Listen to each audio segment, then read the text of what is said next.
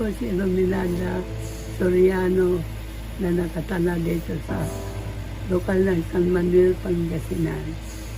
Ako po ay sa ngayon po ay 83.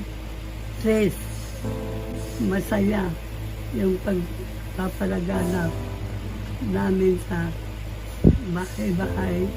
Nagbahay-bahay kami hanggang hating gabi. Kaya sardo din ako. Mahal ko natin sila. Mga kabataan, magpakatatag kayo. Magpakatatag sa tungkulin na ikinawa.